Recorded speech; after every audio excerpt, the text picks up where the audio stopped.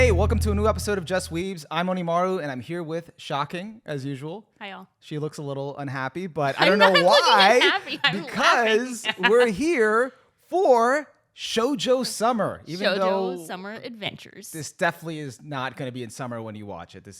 Summer's going to be clearly over. But we're talking about Shoujo Summer that has been instigated by none other than Shaw herself, who got everybody on her agenda to read and watch Yamada, or what's the full title again? I think it's Loving Yamada-kun at level 999. So I just call it Yamada-kun, which is confusing because there are other titles called Yamada, but I don't care. It's your Yamada, and that's my what matters. My Yamada Gatari. Yeah. Which is we did mention it on our first episode this season. We were talking about the anime. But I guess we're going to talk about the manga. Yeah, because we didn't get a season 2, so it's time to force everyone to binge it so we can manifest the season 2. Yeah, she successfully got everybody into the hive mind. I have no idea how that happened. Up. It really just goes to show, like, if you shitpost hard enough, you really can make memes become dreams. So I think you just pushed the agenda really hard, and people bought into it. I have no idea. I'm very thankful because I don't think I'm really good at pushing agendas, nor do I have any, like, delusions that people would just be, I'd say, like, go watch a show, and then people will be like, yeah, I'll do that. So I've been pretty thankful that people watch it, and then it kind of snowballs, and I'm like, it's cool to see that other people do like the show, and I just didn't hyperfixate on something that is ass. Like, people just actually like it. So you just felt validated. You're like, you know what? I was right. Because sometimes I'm like, am I just really, like, do I just love it and I'm just pretending to make sure everyone loves it? Yeah. Or it's like, no, everyone else seems to really like it. And I'm like, oh, no, I was right. It is good. Yay, we did it. So I felt very thankful for the people who got me into it. And then to continue that and keep the train going because, it's been like mostly a slow year of anime. And there's probably some shows that have gone under the radar. And I think Yamada-kun was one of the ones that went under the radar in spring until I started talking about it nonstop. But other people talked about it too. It's not just me. Yeah. Like other people talked about it, and then I got on it. I think you just were the one that became most vocal, most consistently vocal about it. Yeah, because I'd see so many people talk about the same shows. Yeah. And it was one that really did capture me around like episode 4 or 5. And then I'm like, okay, new personality trait unlocked. Time to just talk about this nonstop for months. So, but Yamada was pretty crucial for your Shoujo Summer, or this Shoujo Summer in general, because it gave you that like craving to want more shoujo, look into other series. Yeah, shoujo is always interesting because both of us, we've been watching shoujo anime along with shonen anime and, other non-demographic anime, whatever. We've been watching it since we were younger. Yeah. So it doesn't really feel that different for me. But, as time has gone on, I think there's less of a trend. You've seen a trend where there's less shoujo anime being adapted. So there's a lot of shoujo manga out there that are probably what people really want to see in, like, romance, slice of life, or other like action adventure series that they're not getting currently. Yeah. So it's kind of like, it's like the iceberg where there's a lot under the surface where I'm just not even aware of how much is out there. Yeah, because it's not in the main discourse, so you don't hear about it. And also it's like kind of going through phases where like you're into this one thing for a while and then you're like, hey, I remembered like I really like shoujo. Let me go shoujo kick. Shoujo. So then it kind of inspired me. So I read the manga in the middle of season 1. And, so you just like jumped? Yeah, I was kind of curious. I'm like, I wonder what's happening next. Okay, read the manga, and I'm like, oh, I really love this. It gets progressively better. It's awesome. So then I read that, and then I read a couple other shoujo series thanks to some of my friends recommending them, and I'm like, okay. And you can get through them so quickly. So I'd read like 1 or 2 in a day, and I'm like, you know what? Shoujo Summer Adventures. Why do you think that there's such like an easier read than like other manga, like a shonen or like something else? It depends. I mean, I've had a couple of. Or you think shonen's also the same? Shonen's the same if it works. I can't say that shoujo's the only one. I do think that there's kind of like an addicting level to it, especially when you have such short chapters. Oh yeah. If they come from like online. Well, shoujo's ually. I'm acquainted with them being longer chapters. Yeah. It depends if it's like published online, like the web manga versus like in a magazine. So like there are some longer ones. I like the standard shoujo for me has always been like, okay, it's like 30 pages. Yeah, usually. I think that's how it is. And those can be easy to read too, but sometimes I think it's just like the short chapter length, and then you're just like go, bah, bah, bah. And actually, one of the ones we're going to talk about is that 30 page like threshold. And one of the ones we'll talk about is like five pages. Yeah, exactly, so which it's was amazing in itself. Yeah. But let's dig into the Yamada manga, which Shaw got me to read. So I might not have forced anyone else. I might have inspired them, but I did force I was actually forced. Everybody else had the luxury of choosing to get into it. No, podcast homework. You have to read this. Podcast homework. Okay. So you like the anime? It's like I did. All right. Yeah. So I feel like people know how I feel about it. How do you feel about it? Do we know how you feel about it? No, we know how you feel about it. What if I was just like, hey, I just gaslit everyone into reading this mid-manga after Imagine they realize like years later. The bamboozle. Top 10 anime betrayals. It's too late for them now. Yeah. You know what? It was actually like, I read the manga. I wasn't expecting I enjoyed the anime, but it wasn't like anything for me that was like mind-blowing. It was it was nice. It was like, all right, so the manga will probably be more of that. Although I did hear high praise from you for the manga. Like, no. You haven't even seen why I love it. That's in the manga. Yeah. So I'm like, okay. I started reading it, and then like the first few chapters were still like more of the same, like continuing like from the anime. But after some point, and I don't think I even noticed it, like there was some it wasn't even like plot developments. It was just the dynamics between the two leads as their relationship like develops and deepens. That it's like, this is really good. This is like really, really like this is much better than like what the anime covered. Yeah. Because like that was only like a preview of where it really like shines. Yeah. And I'm not even saying like anything crazy happens. It's more of like the characters they like start to get more into a rhythm and more comfortable with each other in a relationship. So you see a lot of this like intimate sort of just standard relationship stuff that they do together that comes off like really cutesy and really just heartwarming to like watch. As you see them like gradually just have a good time together and just do normal relationship things. Yeah. Yeah. Yeah. And it's like you don't really see this a lot because a lot of anime and manga, mostly anime, get to the point of like the first kiss. Yeah. And that's kind of it. Or like the initial relationship stage. Yeah, they get together and then it's over. So when I always say, I try to say it without spoiling too much, and I will in the same vein. Yeah, we're going to try to not spoil this episode. Trying not to spoil. I always said that like, this would be like the season 2 content where they like get together. I'm like, this is what a lot of people want in romance series that we don't often get, kind of what you were hinting at. Like they get together and then that's it. This one, it's like they get together and we get to see how their relationship progresses. And we also get to see it progress in a mostly drama-free way, which I like. Like if there's drama going on, it's not really between them. It's like them and outside forces. That's not really like still never that dramatic. Yeah.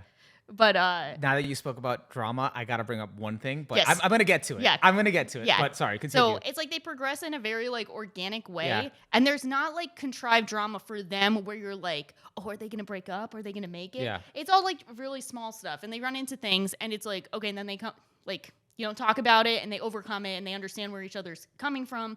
And then they're still kind of like hanging out with their friends or like progressing in different ways. Like, he's at the end of high school by the end of season 1. So like he goes to college and like, meet new people. Maybe new people are introduced on like the game they play, just like small stuff. But it still feels very much like them together and we're enjoying their journey in a very normal adult relationship way that still has the cute, charming moments. And I did want to bring up too that like I think a lot of shows don't go for that, like trying to get past the initial stages or the kiss, because I think it's hard to make that appealing. Because once you fall into a rhythm, it's kind of like everyday life. It's like, okay, exactly. You kind of lost that initial, like that interest of like, oh, will they, won't they? That's what gets people invested. So it's kind of hard to pull that off. But I feel like Yamada does it. Like it does it pretty well. Like it's still, I think it's because you do see them hanging out. You do see them planning stuff. You see them going out. Like it's not just, like they're not just, it's not just them. There's a lot of moments with them, but they're still like, you're getting their lives. Yeah, their normal life. Yeah. Yeah. So, and it's fun. There's like fun hijinks come up that isn't just like milking like drama. Yeah. But there was, and I'm trying not to spoil here, there was one arc in the manga, and it was actually like not even that late into the manga. It was I think the very first or second arc, like right when I started transitioning to manga. That was kind of weird. Like, I thought it was a really weird like arc. Like I got the intent of it, but it was just weird. It was like it's that can I just say another guild Yes, yeah, that one, another guild. Yeah, that one's kind of weird too, and that's essentially, it was pretty quick to when I started reading it too, for where I picked it up, and it was like, I'm like, okay, this is kind of weird. Like, I get where they're going from, but it has some cool moments that include like some of my favorite in the series. That's why I'm bringing it up, but. And it's only weird. Like, I feel like that could be interesting and it could work, but it felt weird for the tone of the show and the manga. Like, definitely. I feel like it came out of nowhere, and then the arc ended, and nothing like that happened ever again. Yeah, thankfully. So that's why it's like, thank you. I was glad it was thankfully. over. Yeah. But the way it ended was awesome. Yes. And that's why I'm bringing it up. That's like, my main character moment. That was definitely my main character moment. I have never seen, like, I expected it to go a certain way, and I am glad it did not. Yeah. So that was probably one of the top my MC moments I've had, where I'm like, because I still think my favorite character, I don't know if you feel like this, like the Akane, the main character, she's always been my favorite. Yeah. Beginning to end, she still remains my favorite. I think she's the most interesting, and I think she's the good like mix of like normal disaster, but then also has like really good redeeming qualities, and she makes for just like an interesting, fun character. And that was a great my main character moment. Yeah. My MC. Because, like, with Akane, like, well, at least with the anime and then kind of what you've seen of her, like, she is a disaster and all of that. And, like, for me, it was, like, it's kind of easy to kind of confuse her as a character. I'm really trying not to spoil here with, like, not a back, like, she probably doesn't have a backbone. You think she's too nice. Yeah, like, so she's going to go with it. And there's a lot of characters that are similar to her that we've seen, that we know, that would have, that would have gotten steamrolled. Yeah. And Nope. She showed up to play. I was just like, yes. Like top hype moments outside of a hype series. We were like, yes. Yeah. Get him. I'll just say she knows how to stand up for herself. And that was cool. That was great. That was great. Yeah. And I love that for her. So that in itself made that arc worth it. Yeah. And I love that. That was great. Yeah. Love that for us. Yeah. But like, and then after that, like nothing as that was the most actual drama I think that happened that came out of nowhere. That's the most drama. Because the drama really, like the stuff that's happening really in the second arc, now that, because we're talking about like once characters get together, isn't really coming from them. It's coming from bringing in other elements, other characters, other shakeups. You know? Yeah. But it's not doing it in like too much of a manufactured kind of way where it's like just bringing it in, you know? Yes. It's kind of happening, like you said, like organically. Yeah. And I like that. And I like the arc afterwards, which is kind of, should we try and get into details for any of it? Should we have like a cutoff point where we talk about some of the details, especially for people who've read the manga and like, do we do it?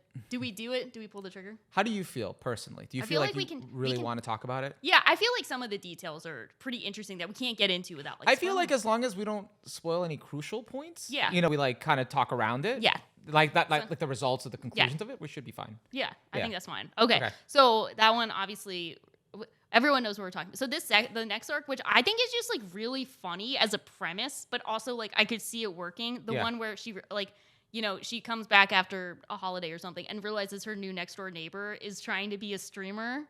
That's right. And is trying arc. That one is like so ridiculous. So she's like losing sleep because her gamer, like her next door neighbor is like a streamer who's loudly streaming and being an asshole in the middle of the night and keeping her up. Weirdly enough, like it was ridiculous, but it felt realistic. It felt like it just felt like our modern era of like, like this is how it is nowadays. Yeah. And then like the conclusion, it brings up a lot of funny things in the process. So first off, it's like, okay, so she can't sleep because her next door neighbor is trying to make it big as a streamer and he's being an annoying asshole. Yeah. She falls and almost like seriously gets hurt because she's wearing heels going down the stairs, and then like Yamada like saves her. And it brings up how like a funny point. He's like, you always wear these very like uncomfortable shoes that are like you can't really stand on, which is funny because if you remember their first interaction, her shoe gets like stuck in something and he picks it up. That's right. It's in like a history of them of like her shoes getting hurt. Yeah. And then the one where like, right before they confess, she gets her heel stuck in like something. Yeah. So it's been like a long train of like your shoes have you're too clumsy for your high heels. Yeah. Which I just thought was really funny. The continuity of it gets brought back and it's like, hey, now that we've been together for a while, I've been meaning to bring this up. And he's like, I still like them, but like they're kind of it's so funny. Just it's like a funny conversation because I can see like a couple being like, you keep like fucking up with your shoes. What are you doing? And then it really like allows the room for these like mundane like conversations that like in comments like wouldn't come up like in the plot like because you don't have these it's really about that downtime. Yes. To spend with the characters, and there's a lot of that now because there's not that tension of like, you know. Yeah. Well, they won't. Yeah. Does he like me? Does he not? It's like, no, we're together now. Like, okay. We're learning about each other. Yeah. I feel like they do a great job of capturing that kind of like very comfortable consistency of a couple. Of like, I'm not worried about them breaking up. They're very on the same page, even if they get into these like moments that are inconvenient for them. Yeah. You know. And also like they're still like they've retained their own personalities enough. Like they're still very much them how they were in the beginning, but now they've like either softened a little more for like Yamada or for her, like, you know, just like they're either becoming more considerate of each other and stuff like that. Like it's just like minor adjustments, but they're still very much them. Yes. Yeah. So that works out. And then I like that the natural way of concluding how do we resolve this problem is instead of, because she doesn't want him to go talk to the neighbor. She doesn't want like any confrontation. That was really funny. It's like his gaming crew, like, it was, and I love how they tried to do it like as a low key thing, like in the background that was just going on, but it was still very much happening. Like, so everyone knows, but it's like, if you're watching this far, you know. But so it's like getting his professional gamers to go stream snipe this guy's stream to try and get him to stop being as obnoxious and embarrass him. Because for context, this streamer guy was only facing people that were much weaker than him or noobs, so he could feel like, you know, he would get more, because the strategy was he'd only get more engagement if he was good at the game. Yes. And so the only way to be good at the game is to just beat people that are weaker than him. Yes. And that way he can just be toxic. That was his strat. So these guys that are way better than him just get on his stream and kill him every single time. So he's just on a losing streak, and then the chat is just like abandoning him. Yeah. But actually, they've also infiltrated the chat, so they're actually like stirring up shit and just pretending like, you know, they're like bringing up like flaws in his gameplay. It's so funny. Yeah. And it's like the whole like professional team. And I just love this as like, okay, what unique strengths do this professional gamer and his crew have? We can bully this guy out of being an obnoxious asshole. Also, what's really funny about it is that Yamada isn't like fully involved. He's indirectly involved because he calls, like, he sets the crew up, but he really lets them really do all the work. So they go in like a like a covert team. Yeah. Like they all like, and the lecherous dude that like the gambling dude. Yeah, with the afro. Yeah. No, does he have an afro? No. No, he's just like old and right. Yeah, him that like always crashes at Yamada's place. Yeah. He's the one that is like the most that's organizing all of that. And he's just leading all of that. It's so funny. Yeah. I love that. It's like, it's such a goofy arc, but like, it's so funny. Yeah. It's so perfect for this series. Yeah. Like, I was actually surprised they got away. Like, they got away with the whole thing. Like, they did it, the guy moved out, and that was it. I love that. Yeah. And problem solved, and I don't think she knows. Yeah, she doesn't. No, she knew something. She knew something, but she didn't fully, like, find out. They kept telling her, like, don't worry about it. Just go sleep at my place for, like, 2 weeks. Gaming mafia, you know. And so that was just like that's just like so funny. Yeah. And I think that's just like the charm of the series is like, how do we mix these gaming elements with real life in a charming way without it feeling too much of one or the other? And now I know what you meant about the story, the manga. The story has a really good balance of the gaming and the RPG elements with the story. Because when I was watching the anime, you had mentioned that, and I didn't get that. I'm like, it's kind of there. Like, it is like a thing that gets them to meet up, but they're not really diving into the game aspects that much. Yeah. But now that I've been reading the manga, I'm like, oh, they do this really well. Yeah, I think they do it a bit more. And then they also mentioned something, I don't even know if this is brought up in the anime or not, of how like she has all of the like, she's upgraded all like the starter elements. She upgraded like the tutorial stuff. Yeah. And that's like a funny plot point. Yeah, they keep bringing back up. Yeah. Or even how they meet that other character later on that's introduced through the game. And they have a whole thing where she's like playing in the game and trying to get better. Talk about Akane. Yeah. And then there's another character that's introduced. So that's like, it leans more into that in the manga. So. And I like, I like how they bring up that a bit more and like,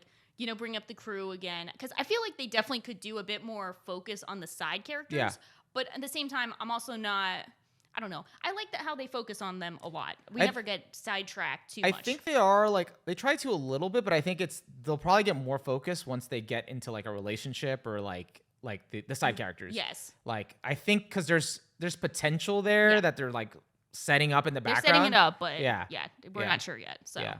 And then I like, you know, one of the developments is that, like, you know, Yamada's going to college. So, he, you know, new group of friends, new people. And, of course, like, a plot point is that he's, like, ridiculously good looking. Yeah. So it's like he's going to meet new girls there who, like, you know, who might be interested in him. And, like, I like how they showed Akane being not over, like not too jealous, but a bit like uncomfortable and standoffish, and how like she kind of has to overcome those feelings. You know, like she realizes like it's a her issue. Like she has to not be super jealous because he's gonna make other friends who are girls who aren't her. Like so, I think that was really well done, and it's a good example of like a very common trope, like jealousy in the relationship that can be handled in a very clumsy way. It can be very annoying. It usually leads to like miscommunication, drama. Big standoff fights and stuff. And this one, I like the way they handle it. And I feel like that's a good example of how it handles conflict. Well, like when it has something, it's like, okay, well, we're still good, but like it's a bit uncomfortable inside. So she realizes all the time that like, okay, this is me. This is a skill issue on my part. I need to overcome this. And I like how they resolved it. Like very good. I like when shows like have that like characters that are, you know, they have the issue, but they're self-aware enough to like kind of realize it in themselves and try to handle it in a more like, you know, a mature way and be like, hey, I do have an issue with it. I acknowledge it. It's there, but like, and it's like, it's not like her telling him at first. His response is like, okay, well, I should just like not talk to any girls. And he's like, I'd be fine with that. And she's like, no, like that's not fair of me to ask you to do that. Like I have to get over my shit. Yeah. Which is a normal, mature response. Which is healthy. Yes. Because it wouldn't be healthy for him in the long run to do that. Because then it's like, okay. Weird controlling. And he would resent her even if he didn't realize it. Yeah. So it's like, that's what you expect of adult characters, especially like 20-year-olds. Yeah. Sometimes, I don't know, some 20-year-olds might not even know that actually. You know, but it's very, you know, it's supposed to give off, we're talking about like adult-ish characters. So it gives off those vibes. So I was wondering, how do you feel about like Yamada as a character? Do you like him? Do you feel like brings a good dynamic to their relationship? Is he underwhelming? I think what I said initially about the anime, I don't know, I'm trying to remember. I think I found him like bland, like in the first episode. Then like later in the season, I was like okay with him, like sort of like his like character type and whatever. But I feel like in the manga now, it's like he's become more charming. Yeah. Like as a character, as he's like developed, he's become like more aware of his own strengths and like weaknesses, like with like picking up social cues or things about like Akane and stuff like that. So now it's like it feels more like for me like an equal distribution of like what they both bring to the table and how they balance each other out. Like you know, for him to be like, hey, I just won't hang out with other girls if that bothers you. Like he's considerate of her in his own way, and then she's just like, you know. So it's pretty equal now. Like I like both of them now. Yeah. I think one of my favorite conversations is they both go to the movies because it's funny because he also has very funny moments, like deadpan funny moments, and I think those come out more now that they're in a relationship and hijinks just come up. Yeah, I agree with that. Like especially the sarcastic deadpan. Two that come to mind. One is I like that he'll just go to movies with her. And like, you know, he's like nice to go to all these movies with her where she's just crying and he's like, whatever. But that felt relatable. Yeah. I was like, you've done that. I feel like we've all been in that position where we're like, okay, I don't know if I care as much.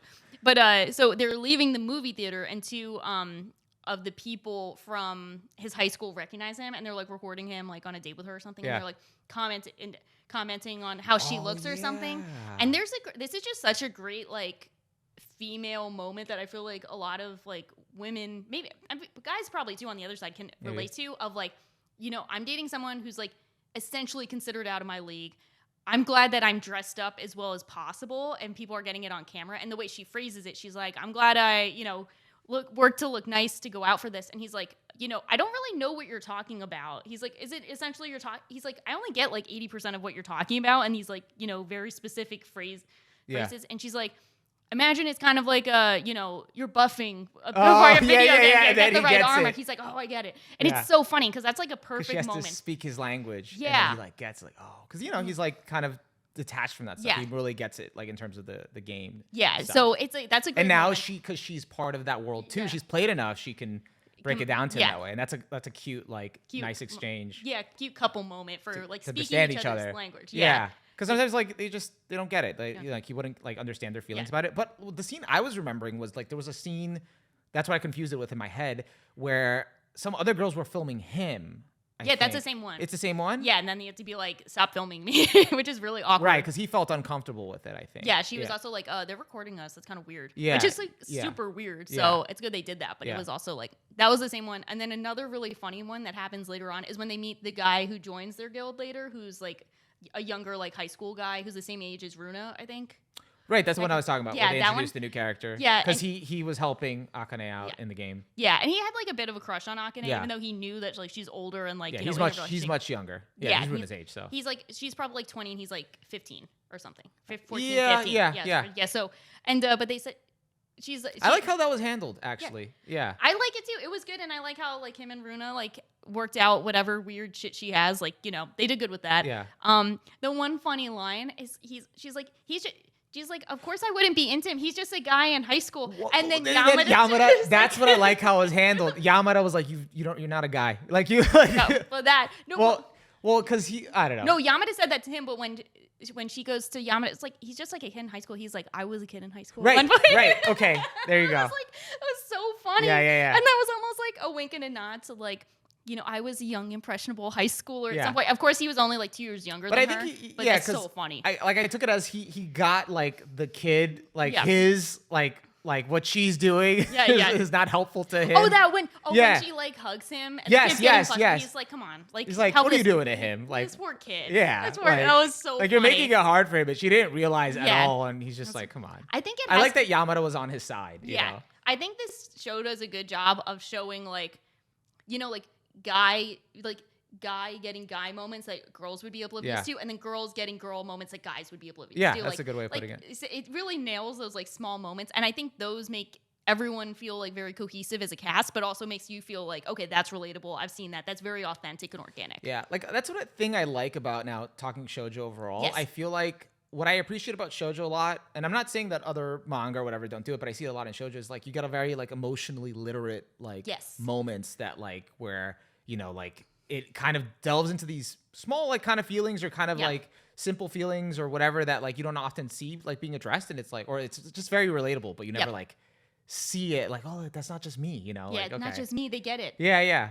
And it's like another one they had was like in the anime we saw where it's like she had her bras hanging out for like laundry, and Runa's like, "Are you okay with that being up there?" And then she does the funny like ninja jump to like hide them.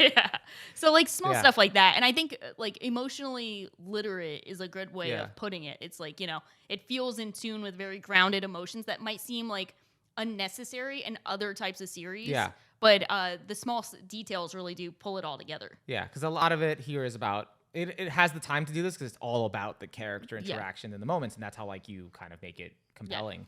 I did like actually when he talking about the new guy, the high school kid coming into the group. I feel bad. Me too. But he was I liked how he was like so pumped about meeting Yamada. Like he was just like my idol. Like, oh my God, he actually paid attention to me. Yamada's like, what's up? Yamada's got the just like the Sigma stare. But he was just like so excited, but then he ended up like having just a crush on Akane. So like he was first like hyper focused on Yamada, and then it was just like focused on Akane. Yeah, I think they do a good job with that. Like, she was always by my side. And I'm like, sorry to break it to you, buddy. Sorry, buddy. And speaking of other guys that are like, being the second guy in a manga, and I'm feeling bad for them, A Sign for Affection. There's another guy in there that I.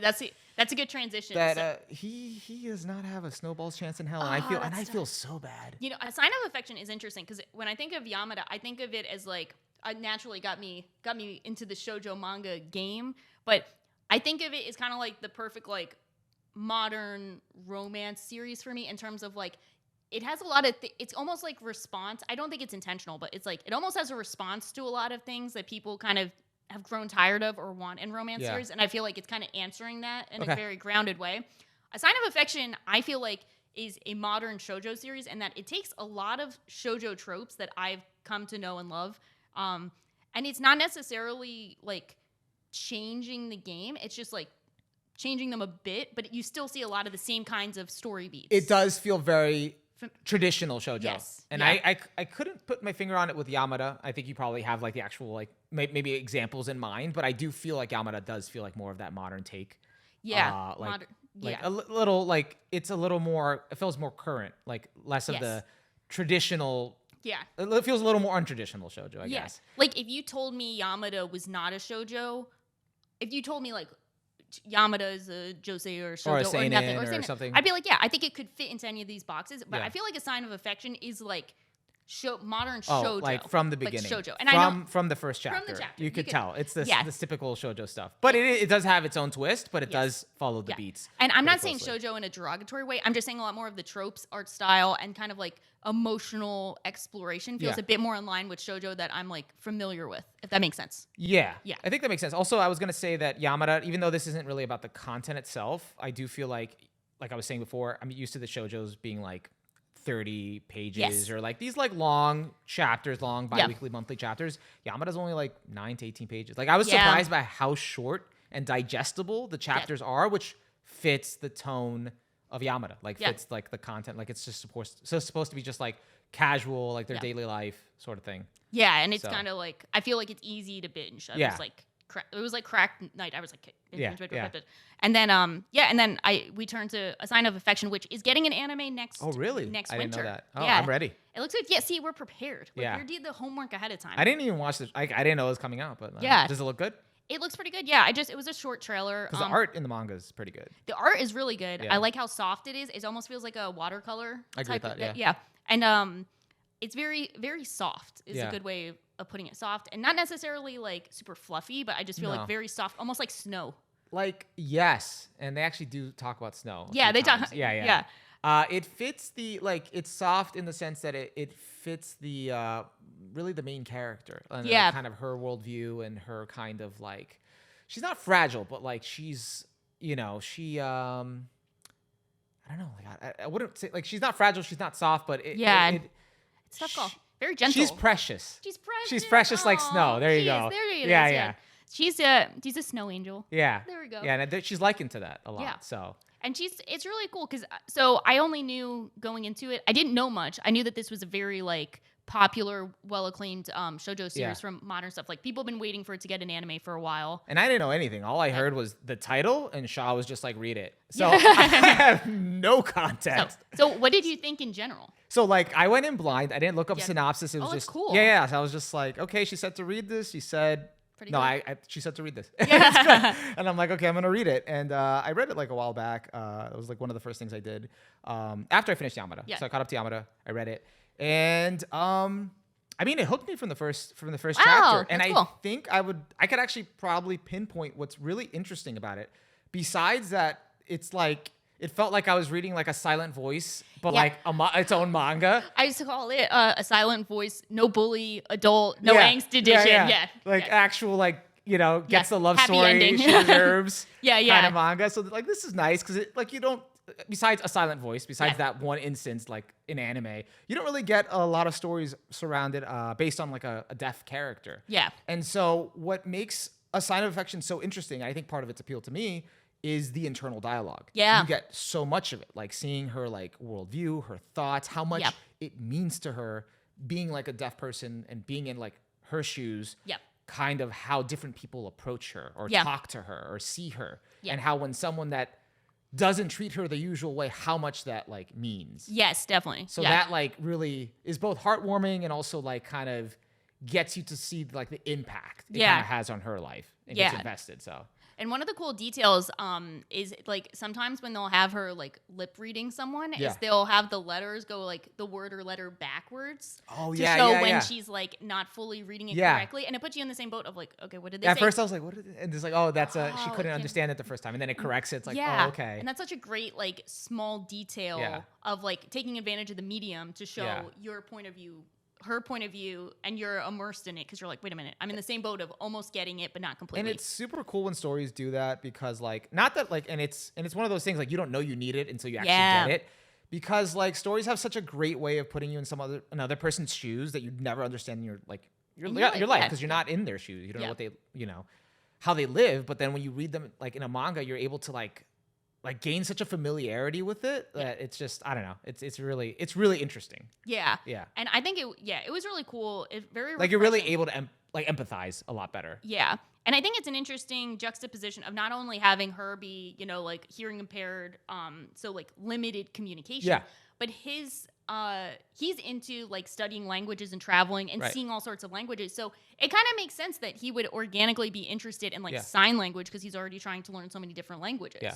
Like that's the part about it that makes it feel pretty good, like and less contrived because he's an actual person with actual interests and isn't just there to just like, oh, I feel bad for you, or I'm just gonna be like, you know, just your prince in shining armor. Yeah. For that, like, no, like I actually genuinely jive with this stuff, and I have my own goals. Yeah. It's very interesting because you know one of the classic shoujo story beats is kind of like the second guy. What? The second guy. No, we're almost there. Don't worry. Go get to your guy. I have stuff to say. My guy. One of the classic shoujo beats that works for people or not is kind of like.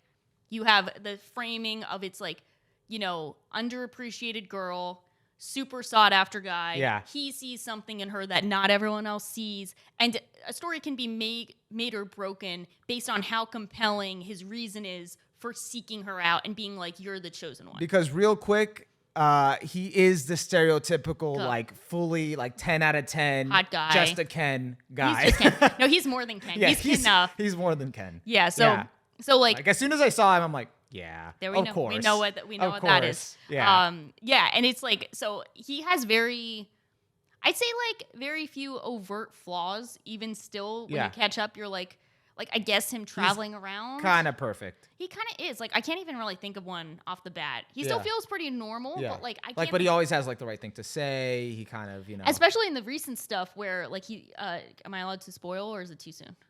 Yeah, go for it. When he's like meeting her parents, and he like, and it like you know, so at first he's introduced, he has like silver hair because his thing is like, oh, my friend is a hairstylist, so I just let him experiment with my hair, which I can see being true. Like he seems chill and that like works, but so he dyes his hair black to meet her parents, so he seems like less of a like.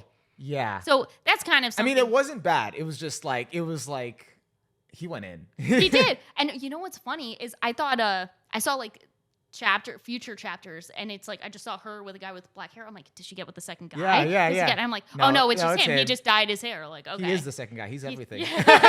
He's everything. No, because like when he did that, it was a mix of like that's awesome, like that he went to that length, but it was also like this is kind of too perfect. I don't know. Like I'm still enjoying it, but then I'm like. Is this too much? Like, you know, would a regular person do that? Yeah, like would a regular person go to like those? He lengths? like wins everybody over. Like I'm like, I don't know. So, but it is interesting because his goal is also kind of like I want her to live with me before I have to move out of the country. Oh no, like his reasons which is are interesting because it's kind of like a weird like you kind of have like a weird timeline for them, and I don't know how they're gonna really address the whole like he has to go leave to go either travel or I think like that a visa might thing. be maybe like where the drama. Is gonna come from like it's just very interesting because they move pretty quickly as a couple. Like they are moving at a breakneck pace, and it's shall I say Chainsaw Man pacing, sign of affection pacing. Yeah. And it's interesting because it's like I think to a certain degree it makes sense. Yeah, but it also is like the circumstances make sense, but it is also like okay, you guys are moving really quickly, and you guys haven't really had any conflict between the two of you. Whenever stuff like that happens, it's always like not. I wouldn't say directly a red flag, but it is like you know something's gonna go down when you move that quick. Yeah. But you get it from her perspective because you hear enough of like what she thinks and stuff that like how much of a one of a kind relationship this is for her that if she doesn't grab onto it now, it's like you know she can't like lose it, you know. So it's interesting. It's just it's a very like. Either something is going to happen, because right now it's always nothing's gonna ever happen. Yeah, that in terms of big drama. Yeah, I think it's either gonna be like because there hasn't been really any big drama. No big drama so far. And because I think also this relationship with and I think I'm spoiling it because I'm saying relationship, but it happens within 5 chapters. Yeah, it all it's done is bring her up. Like it's just bringing her up constantly. So which is cool. Yeah. I'm like, you know, go off, queen. Go off. So it's kind of hard to like not see why they like move so quickly because all they want to do is like be around each other. And he seems genuinely invested in her. But I think the one thing that they've been hinting at that could be the problem, which I don't even know if it is anymore, is that, you know, the reasons that he's doing it. And if it's like if his goal at the end of the day is more important than what he wants to do than her. Yeah, that's going to be tricky. But I think they already kind of, if you already went to that length with, as you mentioned, the parents, it's like, okay. I think he very much cares about her. It's just going to be like a matter of if she's going to match any of that energy for him. Yeah. Which is interesting to think about. And I think the real test, which is always the test, is when she's actually living with him in like another country or something. Yeah. Which is interesting to think about. Yeah. Also, we do have the horizon. Something I want to bring up that I do enjoy. But getting to, you know, the man of the hour, second guy. Yeah. Another shoujo trope is the second guy, potential love triangle, other guy. Nah, but this one's kind of like hopeless. Like at least still in the other ones, like the second guy has like a moderate chance, maybe a like, oh, will they actually like, oh, like, you know, he's like actually a contender. This isn't looking good. No, it's not good. Well, it's also, he didn't even realize he had feelings for her until he was older. Yeah. Her childhood friend who studied sign language, because I think his sister is also deaf. So like they've just known each other and they've been like neighbors or something. Yeah. He goes to the same school as her. He's like kind of looked out for her, but also he's kind of like a tsundere about it. Yeah. He's like, you know, pay attention more or something like, you know. He's very abrasive about it. Yeah. But I like how they handle boyfriend realizing her childhood friend has a crush on her. I really like that. I love how he's just like, we're hanging out now. Yeah. We're going to talk it out. Yeah. And they do. We're just going to be buddies. We're just bros now. We're just friends. Yeah. You know, you're her friend. I'm going to be your friend. And he almost like, that's like so funny about this guy, the main guy whose name is escaping me, which is probably bad. I'm going to look it up. I feel like I should know his name. Don't worry about it. Let it go. Let it go. I like that he's just kind of like, he really handles any kind of conflict head on. He's like, we are hanging out. And not like in an overly abrasive way, just... But he does kidnap the guy. He's like, no, we're going. Okay, it is kind of abrasive, but it's not like... it's good abrasive. Like, let's throw down, let's fight. It's like, no, he's just like... let's hash it out. Let's be friends, let's drink. Yeah, and I love that. That's like, you like, never see that. He's good vibes. He is good vibes, yeah. He's like, you know, no miscommunications with this guy. Yeah, actually... That is what I really appreciate about his character, which makes sense because he's interested in languages. Yeah. So, and it goes into his backstory. It's all about communicating, and it's great. That's pretty great. I just wish the second guy didn't refuse, like, you know, to like be bros with him and just kind of be stubborn about going his own way. Yeah, we all want to be bros with him, so we just want him to also be bros. Yeah, because like I feel like the second guy isn't doing himself any favors by treading down this path. It's not looking good. It's I don't want it to be an actual love triangle. I've spoken. Well, it's not going to be. Like, there's no chance. Like this guy, like I'm sorry, like he's better off realizing that I think the other chick at college like cares about him. Is there another one? I think there is another one. No, the third chick is dating the hairdresser, I think. No, there's another chick. She's dating the owner of the store that they work at, the cafe.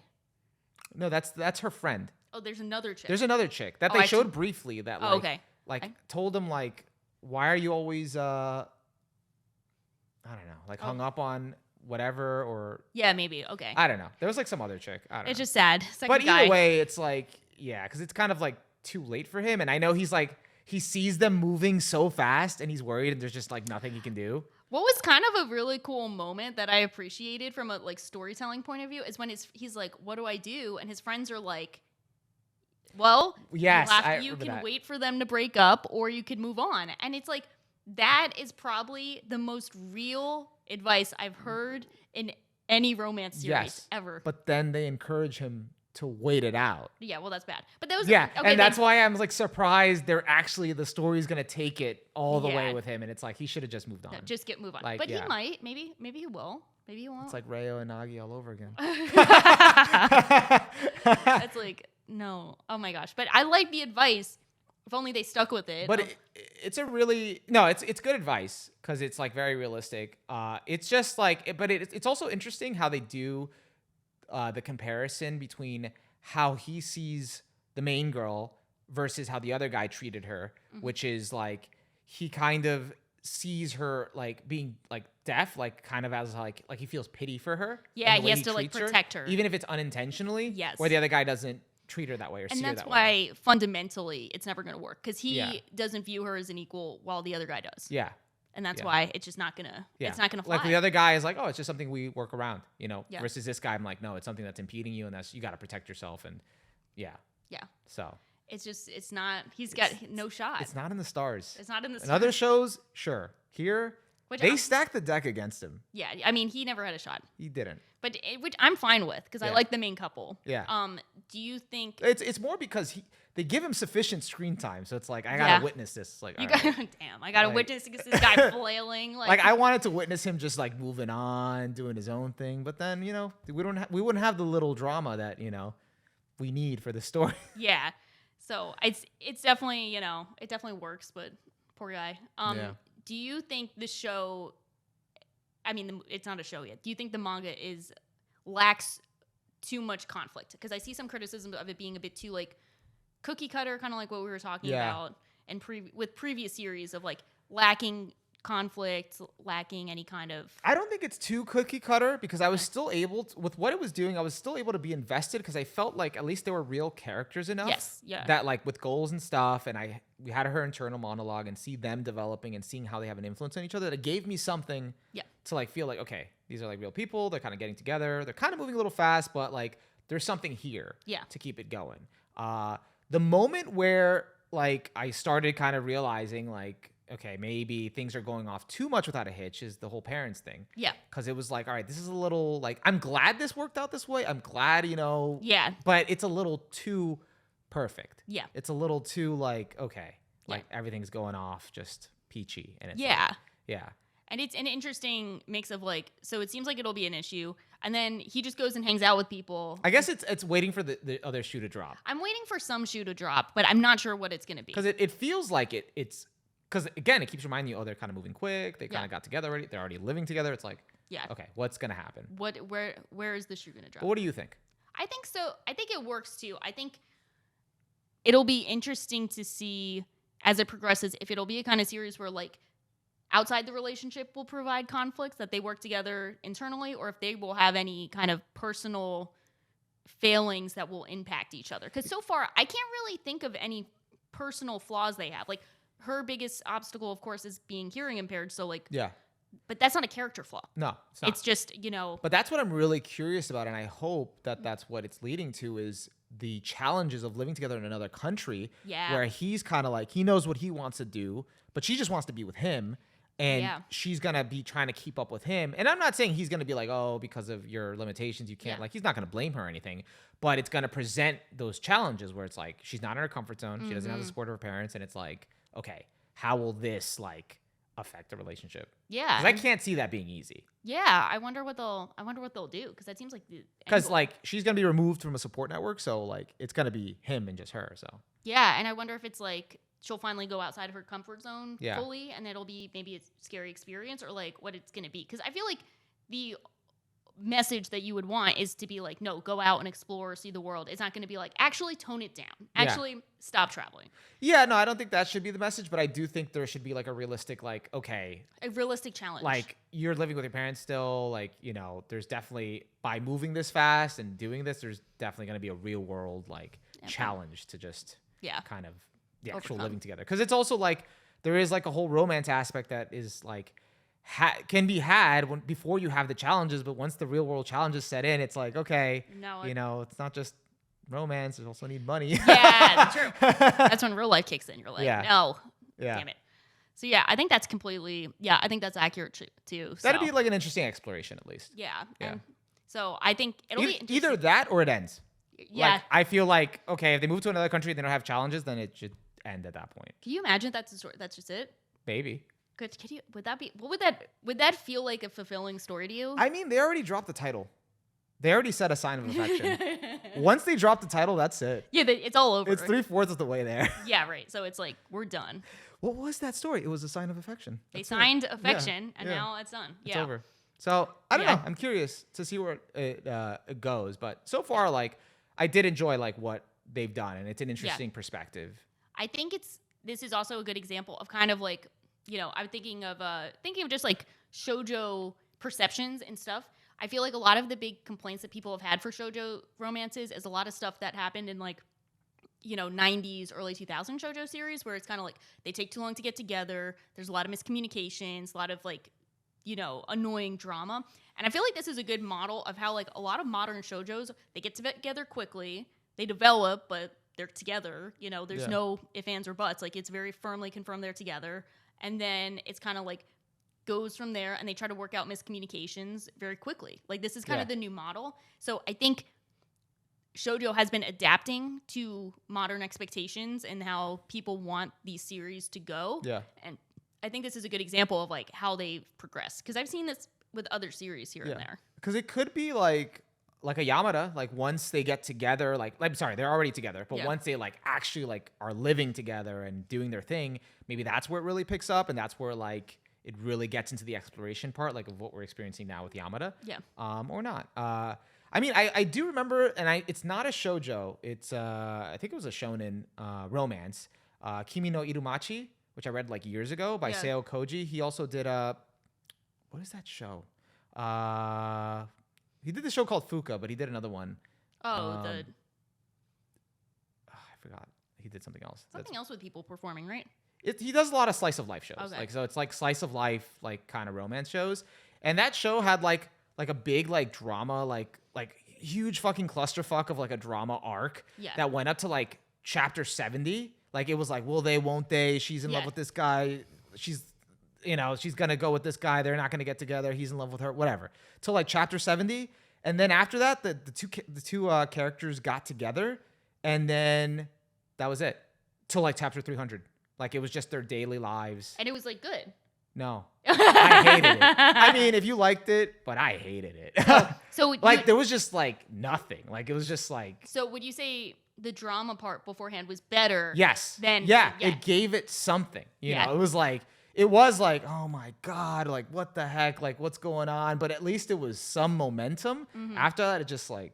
Okay. Yeah, like there was just nothing there to keep you kind of going. Like it wasn't like Yamada where it's like, at least for me, where like there was something like interesting still to explore, you know, kind of developing. It just sort of felt like the status quo became the status quo, and it stayed that way for like 200 more chapters. So, so that sounds kind of like Rent a Girlfriend right now. Kind of like that, yeah. What people are saying Rent a Girlfriend, Yeah, like that, where it just felt like nothing really is. I mean, they were together, but you know, and I think they did get like married in the end. Spoiler. Okay. But like I don't know, there was no like excitement about it. Okay, so that sounds infuriating. So yeah, so I think like I've experienced that whole like okay, there's nothing, you know. So so it seems like that's like I was literally waiting for it to be over at some point. I was still reading. I'm like, when is this gonna end? What is it called again? Kimi no A Town Where You Live in English. Oh, okay. A Town Where You Live. Sounds familiar. Kimi no Iru Machi. Do other people like it, and this is your hot take, or does no one like it? I think there are people that like it, but I think they're in the minority. Correct me if I'm wrong. But I think I don't know. I think most people don't like it. Okay. But imagine I find that after this, like most people like it. I'm in the minority. That's a fucking hot take. Well, that's my submission for the next hot takes. Stay tuned. Yeah, I will defend it with my life. I think that would be a great hot take to be like, no, this is ass. Like I will reread all of it just to be ready. Just to prove a point. No, I won't. I can't do it. I'm sorry, guys. But yeah, that was my example of like where like they get together have drama, has nothing. Huh? Yeah. They get together and it gets worse. Yeah. Somehow. It is just like, okay, there's nothing after this. So yeah. I think that's a good example. We can add another one to the list of series we talked about. Yeah.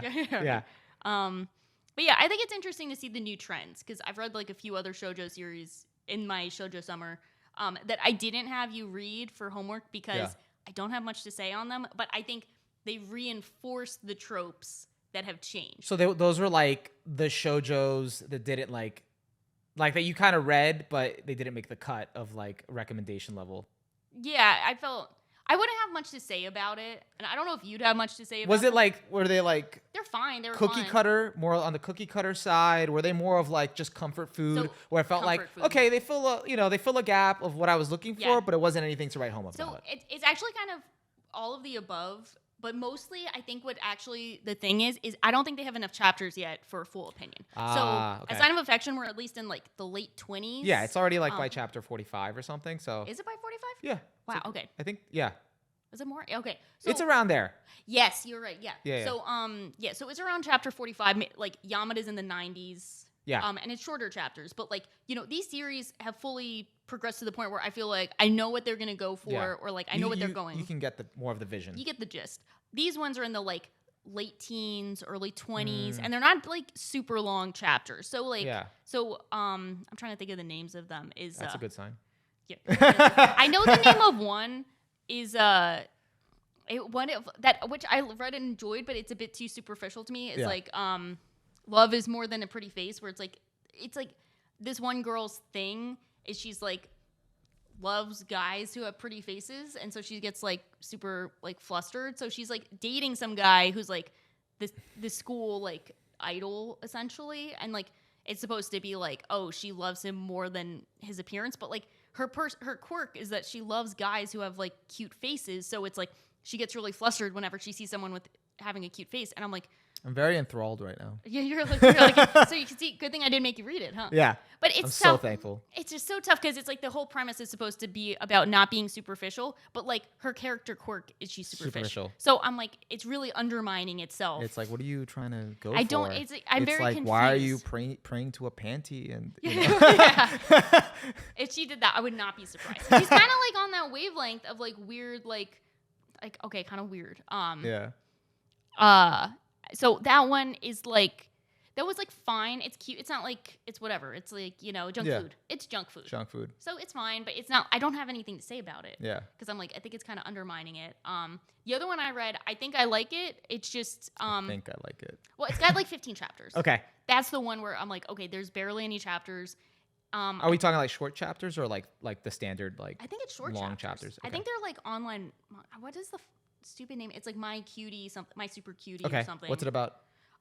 It's like, so this one girl like works at her parents' restaurant, and at some point, it's like they get another co-worker who's like really good looking, but like he's like of course it's a shoujo series. There they go. Yeah, but he always gets like stalkers and stuff, and he lives by himself. Okay.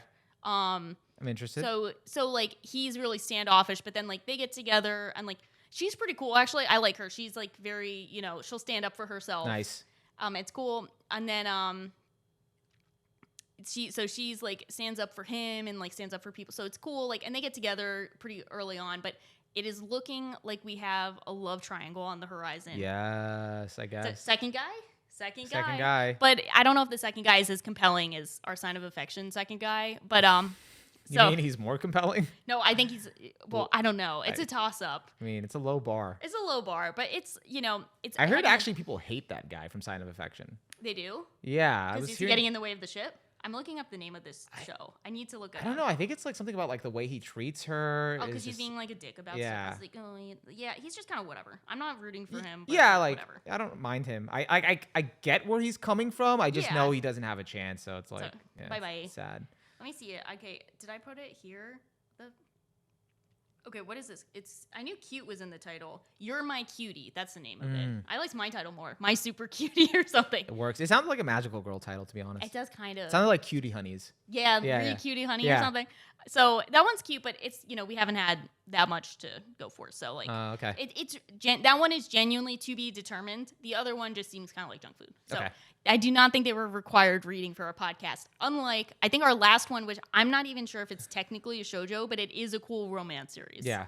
Which is Veil, which has been going around. It's interesting because I think it's originally started as a Pixiv, the like anime, Japanese the like artwork site where people share their artwork and illustrations. So I think it started as that, and then they kind of built. A lot of artists chapters. do that. They either do like Pixiv, like shorts. Yeah, that's or what on Wodokoi Twitter was. they post like a panel or something. Yeah, that's what Wodokoi started as. Yeah. So they did that, and then then it's turned into full chapters, and now it's being published as a manga with like full manga publication. I got to check out. That makes sense because the chapters did get longer. Yeah. So a little bit. So like the first chapter is like a normal length. Yeah.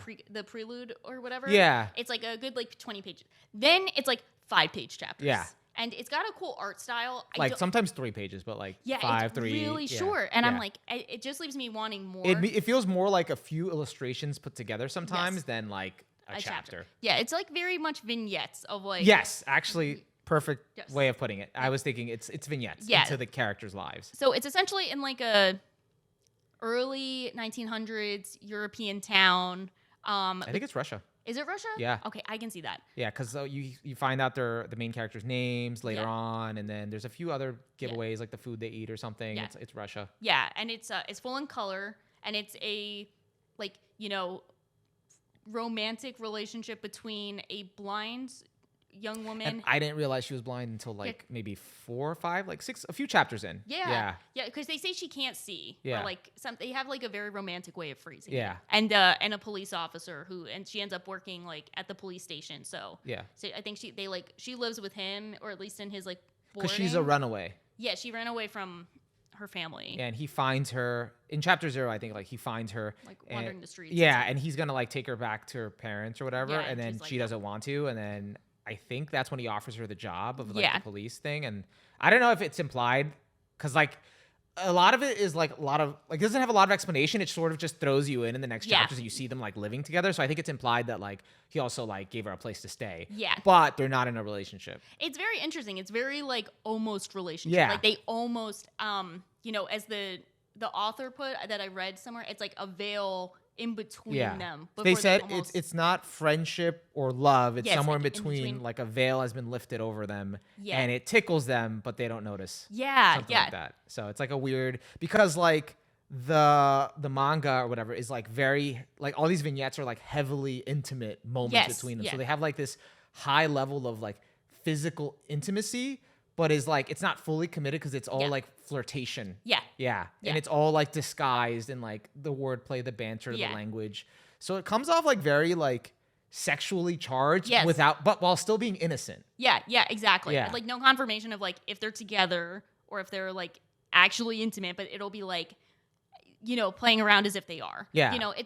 It's like when like they literally the way they conduct themselves like would make you think they're in a relationship, like the way they treat each other, hold each other, go to things, take care of each other, but then they're not. Yeah.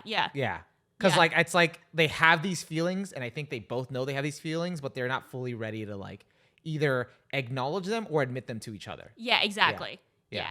And it's very interesting. And it's less of a will they, won't they, and more of a they have this nice comfort going on where they don't mind, like they're cool with it not having labels. Yeah. They just want to enjoy each other's company. Yeah. Yeah. Yeah. It's interesting because it's full in color. I feel like the art style, I don't know how to describe the art style. I had a hard time. I was like, how am I going to describe this? Maybe Sean knows how to describe it. So the best thing I can come up with is it does not feel like the typical manga art style. No.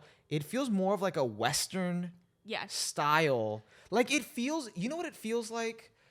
It feels like an art school, like I don't know, like not art school, like a traditional artist style. I don't know how to explain it. It's very Western European, artist style. It feels very European. European's probably the better word. The best point of reference I could come up with, which might make me sound even less cultured than imagine, is that it reminds me of the art you'd see on like Italian restaurants. Yes. Yeah. Yes. Like the ones where they have okay, I'll make this easy. In a way, it kind of reminds me of Nana. You could see somehow Nana a little bit, like less anime than Nana. Yes, but like Nana's like illustrations, like when the author does the fashion illustrations, it reminds me of that. Yeah, because it's very fashionable. It's very, very. One of the plot points is like very him fashionable, dressing her as if she's like a model, and so like she has like the coolest outfits, and they look great together. Yeah. Like they constantly look like models. The illustrations go hard. They do. But the art style is very unique because it's like. You know what it feels like? It feels like looking at like a traditional painter, like from the 1600s or maybe 1900s, like their notebook. Yeah, like their notebook of just illustrations, because a lot of the drawings are very like rough, but they're not rough where they're unappealing. Yeah, they're just like sketchy. Yeah, with like a splash of color. So a lot of the backgrounds will be filled in with like yellow, but only the characters will be like splashed with color. Yeah. So they stand out. Yeah. So it's very cool. It's very cool. It's tough to describe. I don't know the exact art style. But then this gives the artist like room to play with different like layouts and colors. So certain panels will just be done in a different style, and it just like, or even certain chapters will be in like a different color palette where it's like green or like blue or something, and it's very interesting. It is a very interesting experience. Yeah. It's very artistic. Very artistic, very unique. Very elegant. Elegant. Yeah. Yes, it's a very elegant art style. Yeah. It's cool. It's cool. I'm always left wanting more, which I guess is the point. But you know what? I was wrong. It's not traditional art, whatever I said. Impressionist? It's more of like, it's like a fashion designer's notebook. It's like a fashion designer's notebook. Yes. Because those look like fashion illustrations. Yes. Yeah. That's accurate. Like rough, like fashion illustrations with like splash of color put in. Yeah. That's a good way of putting it. That's it. We found it. Yeah. We did it. Because the panels, the pages, they're actually so good looking, both the actual full illustrations and also the sketches for the actual content, that they'd make great either wallpapers or it's like looking at an art book with a story. Yeah. Yeah. Like if you picked up an art book, but it's even better because like you get invested in the characters because they have a story to them. Yes. So it's really cool. Yeah. And like, cause like you see it on your laptop, you're like, this goes pretty hard. This might be my new wallpaper. Yeah. So it's really cool. Yeah. And I do like the short chapters, even though they leave me wanting more chapters. Yeah. Like, but I guess that's kind of the point, you know? Yeah. The whole series is you want them to do more, like get together, have more communication, you know, go beyond the veil that they put between their relationship, and then they don't. So it's just kind of leaving you wanting more chapters and more of them. And I also don't think it was like initially intentional, because from what I was reading, because the author comments on like occasional like chapters and stuff, and like I think they just started it as like a sort of like a concept, like a project, just to do like art and stuff. Yeah. Like they had an idea, but they weren't gonna ever like fully like flesh it out or anything. But then over time, they've just added more. And they originally didn't have names, then they gave them names, then they kind of like have like originally their relationship was like all the vignettes was just kind of capturing like a certain moment with not a lot of dialogue, just kind of like a feeling. But now they've just like added more. Like there was one chapter where there was actually a little bit of like angst or drama between them. Yeah. And it was like, yo, what the fuck? I'm like, it's happening right here, right now. It's not happening. Yeah, I mean, it got resolved in a chapter, but it was very like real. But it was simple though. It was something very simple, very like what you'd see in a relationship, I guess. Yeah. Oh, well, actually, it's not a relationship, but almost a situationship. Yeah. Are they a situationship? That sounds so bad to use like such a classic like style and using like modern terminology. Yeah. It's like Yeah.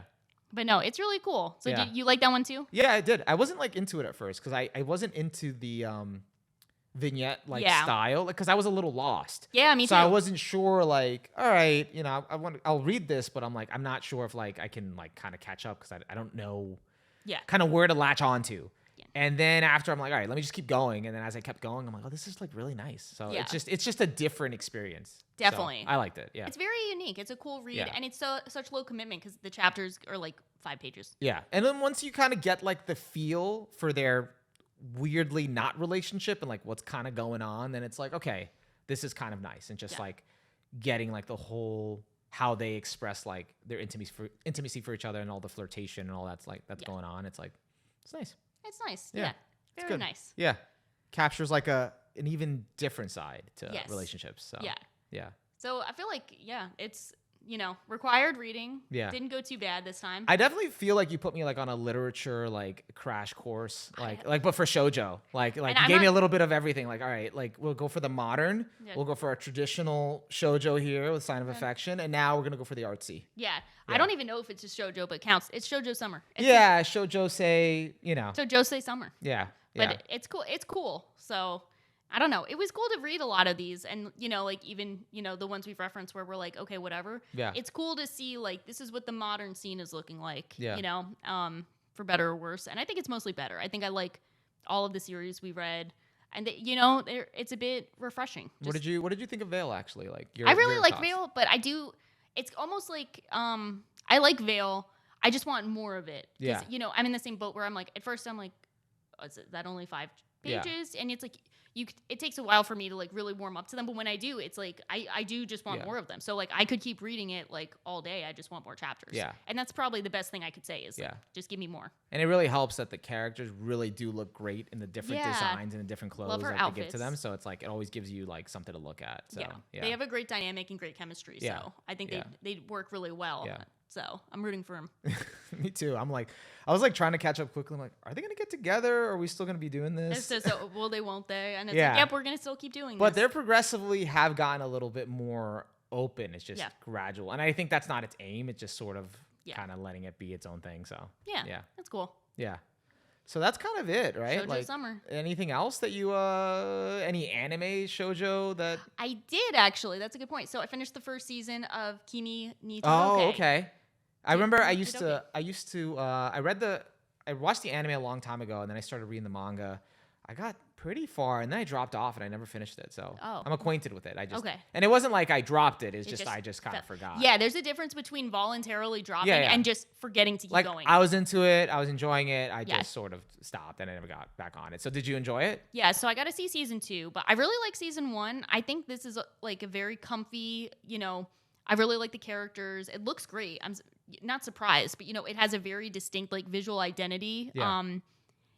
It's really fun to watch. The characters are good, and it's also like it strikes the good balance of like, she's kind of the original. It reminds me a lot of Skip and Loafer. Oh, okay. Like, she's the kind of weirdo, but this one more overtly weird, and then he's the popular guy, and he sees something in her.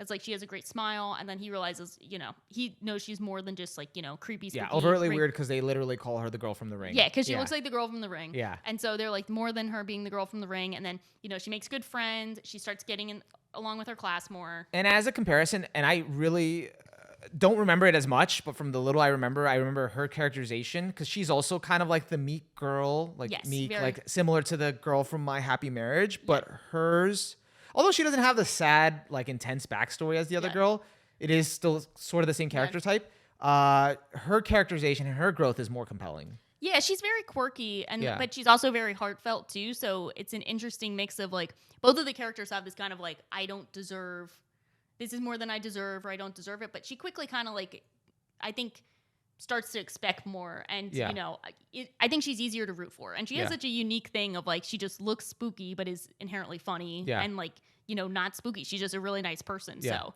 it's cool to watch her kind of like go and realize, you know, she deserves to have friends and, you know, relationships with people. So what have you heard anything like, I know you're not like caught up yet, but what's the general expectation you've been like heard about like the show and the manga, like good reception? Everyone likes it. I feel like it's going to be when I catch up, I think it's going to be the pinnacle of like classic shoujo. Of like, at least maybe not classic as in like super old shoujo, but I feel like this will be like the definitive shoujo experience of like early 2000s. I'm not sure if it started publishing. I think it was like 2010s. Yeah, so that's when the anime came out. So I think it's like the early 2000 shoujo of like, you know, we have, you know, normal couple, they take a while to get together.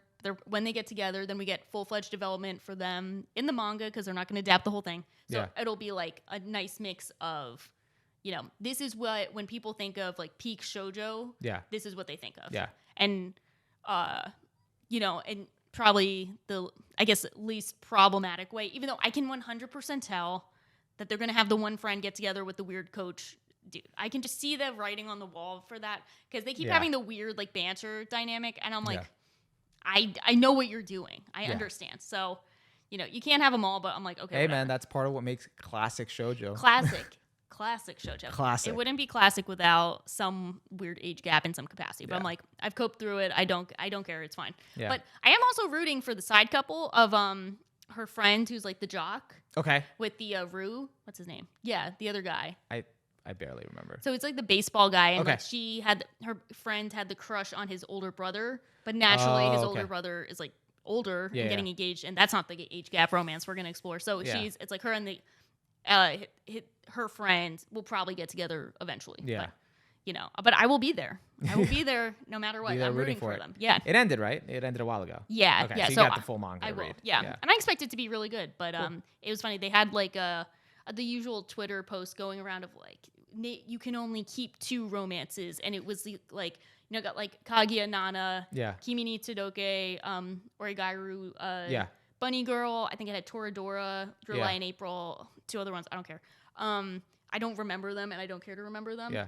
And I was like, it's still probably going to just be Kaguya and Nana as my top 2, but I could see this one entering Kimi ni Todoke entering in like the pantheon of romance. Yeah, of like good main romance series. Yeah. Quick question, like while we're on this subject, what is, and I think I know the answer, but I just want to make sure, what is currently like your peak shoujo? Like what is the top tier for you? Romance. Let's say romance. So that means like Cardcaptor Sakura is out?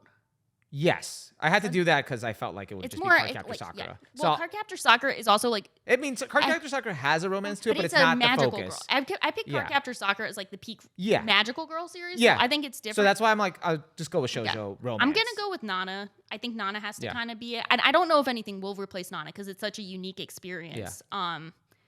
And that's just, you know, Nana is just kind of Nana. Like we've talked about Nana, and it's both the anime and the manga. I think the only thing genuinely holding Nana back in any capacity is the lack of an ending.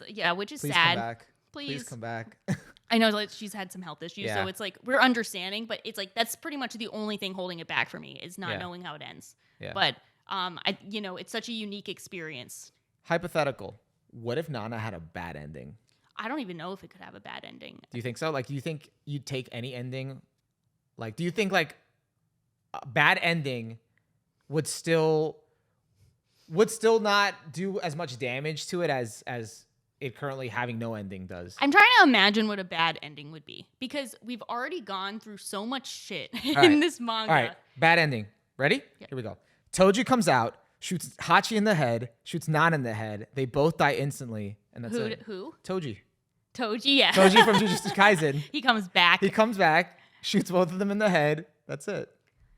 I mean, that's a pretty shitty ending. That would be terrible. Yeah. If they all die, okay, worst ending, they all die. That would be terrible. Actually, no, not Toji, just Takumi.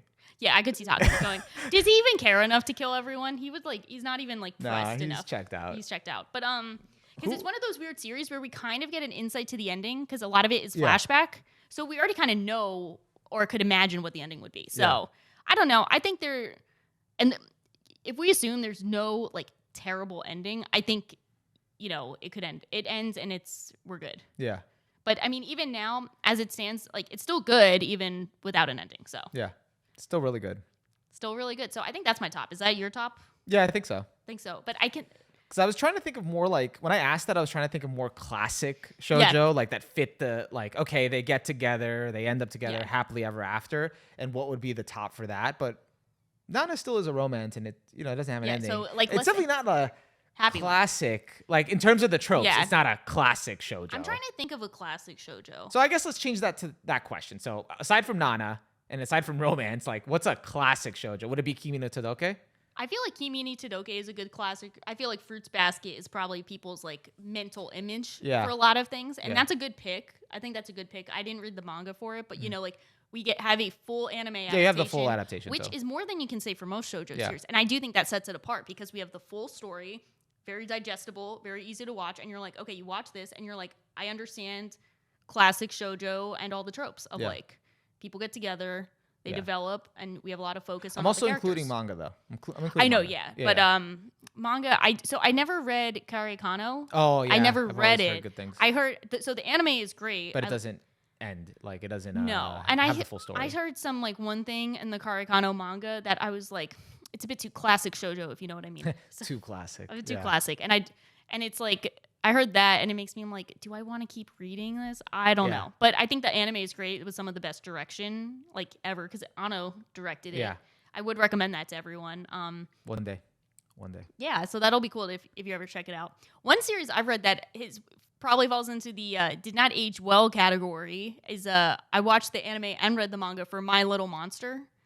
Oh, that's right. Yeah, so that one is one that I don't even know if it didn't age well because I think even at the time, people had issues with it. Yeah, and I interpreted it in a way of so I don't think it's supposed to. I think it's not overtly said, but I always interpreted him as neurodivergent. Okay, and whatever he has, it's just he's really smart, but he has issues socially connecting. He's just bonkers in that way, and eventually he kind of learns. Yeah, a bit more of a human connection with them. Yeah, it doesn't excuse anything, but I just never expected him to act sane in any capacity. Yeah. So that kind of set my expectations low.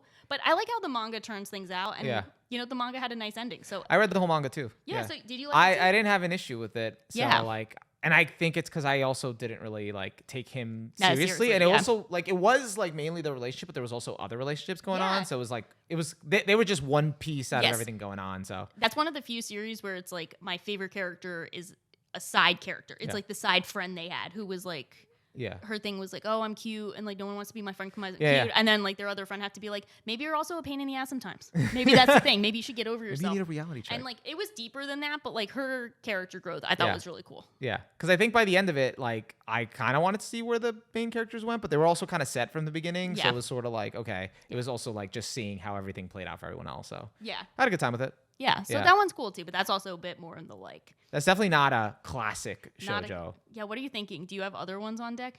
No, you have one to I'm mention. not trying to prod one out of you. I just also think I don't know if that's a classic shoujo either because it had so many. What is a classic shoujo? I think it's Fruits Basket, right? I don't know if that's a classic shoujo. Okay, you know what your classic shoujo is that you want to mention. What? I don't know. The one you do. You want to mention that one. Which one? I forget the title of it. You brought it up. That one that I brought up earlier? Yeah. That's not a classic shoujo. No, but you want to talk about it. I don't want to talk about it. I think you do. You mean Kimi no Iru Machi? No, not that one. That's a shonen. No, I have to look it up. You send me the picture of it. Oh no, I don't want to talk about that. You don't. No, that's a classic '90s shoujo. That's a classic. I have. Sorry, early 2000s. Why can't I not find it? No. I'm trying to find it. No, I guess Fruits Basket is a classic shoujo. I think so. Where is it? Here it is. Hot Gimmick. Yeah. You want to talk about Hot Gimmick? I got the picture. Hot Gimmick is a ride, but Hot Gimmick plays into all the all the tropes that like shoujo gets ragged on. Yeah. Early shoujo to like a T, like so bad. It's fun. It's kind of funny. It's like it's so funny because I like shoujo. Like we obviously like shoujo. We've been talking about it for a while, but it's so funny how so many of these tropes are just like, what were they cooking? Why do they have the age gap? Drama. Why do they have all this stuff? Like, what are they doing? But it's funny. Yeah. I mean, we've only gotten better.